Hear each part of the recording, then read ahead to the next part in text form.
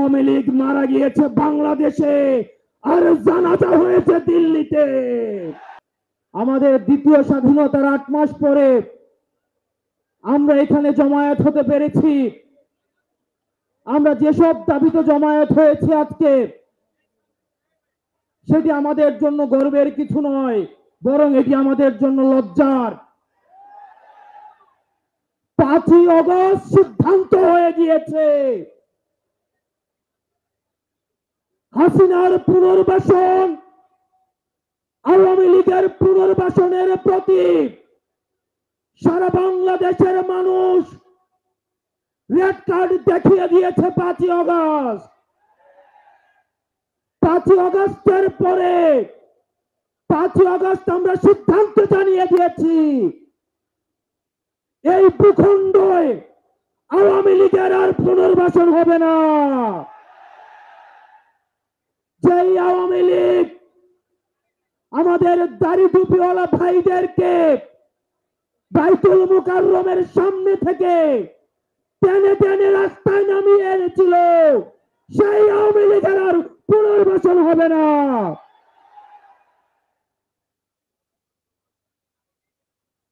প্রিয় সংগ্রামী সহযোদ্ধা, অত্যন্ত পরিতাপের বিষয়, আজকে 8 মাস পরে এসেও আমাদের দেশের অনেক রাজনৈতিক দল, অনেক রাজনীতিবিদ আমাদেরকে বারবার করে মনে করিয়ে দেয় আওয়ামী লীগ নাকি রাজনৈতিক দল, এবং এই রাজনৈতিক দল নিয়ে সিদ্ধান্ত আসার এখতিয়ার নাকি তাদের নেই। ডক্টর মোহাম্মদ ইউনূস গত কিছুদিন আগে বলেছেন আগামী নির্বাচনে আওয়ামী লীগ অংশগ্রহণ করবে কি করবে না সেটি সিদ্ধান্ত নাকি আওয়ামী লীগের। ডক্টর মোহাম্মদ ইউনূস, আপনি ভুলে যাবেন না, আমরা আপনাকে ক্ষমতায় বসিয়েছি। আওয়ামী লীগ নির্বাচন করবে কি করবে না, আওয়ামী লীগ আসবে কি আসবে না, এই সিদ্ধান্ত নিয়েছি আমরা। আওয়ামী লীগ মারা গিয়েছে বাংলাদেশে আর জানাজা হয়েছে দিল্লিতে।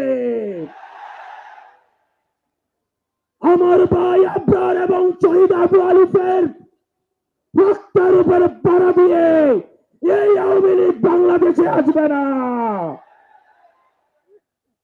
এই সংস্কার আমাদের দেশের সবচেয়ে বড় সংস্কার, আওয়ামী লীগকে নিষিদ্ধ করতে হবে। কোন কিন্তু অথবা নেই, আচ্ছা দেখছি এরকম কিছু নেই, আওয়ামী লীগকে নিষিদ্ধ করতেই হবে। আপনারা ভুলে গেলে চলবে না, আওয়ামী লীগ কোন রাজনৈতিক দল নয়। ৭১ পরবর্তী সময়ে আপনারা দেখেছেন শেখ মুজিব সর্বপ্রথম বাকশাল কায়েম করে গণতন্ত্রকে গলা টিপে হত্যা করেছে। এই বাকশালী দিয়ে ৩০,০০০ জাসদ কর্মীকে হত্যা করে সারা বাংলাদেশে কসাইতন্ত্র কায়েম করেছে। আওয়ামী লীগের লুটপাটের কারণে আপনারা দেখেছেন ৭৪-এর দুর্ভিক্ষে ১৫ লক্ষ মানুষ মারা গিয়েছে। আমরা বারবার করে বলতে চাই, আওয়ামী লীগ কোন রাজনৈতিক দল নয়, আওয়ামী লীগ হচ্ছে একটি সন্ত্রাসী সংগঠন। এই সন্ত্রাসী সংগঠনকে নিষিদ্ধ করার মধ্য দিয়ে আমরা সংস্কার দেখতে চাই। একই সাথে সাথে শাপলায় যে হত্যাকাণ্ড হয়েছে, আমরা আপনাদের কাছে অনুরোধ জানাবো, এই শাপলা হত্যাকাণ্ডে যারা শহীদ হয়েছে, আজকের এই মঞ্চ থেকে এই শহীদের লিস্ট আপনারা জাতির সামনে প্রকাশ করুন। একই সাথে সাথে হাসিনার এই ফাঁসি না হওয়া পর্যন্ত প্রয়োজন হলে আমাদের শেষ রক্তবিন্দু দিয়ে এই তরুণ প্রজন্ম আমরা হাসিনার ফাঁসি নিশ্চিত করা পর্যন্ত আমরা আন্দোলন চালিয়ে যাব।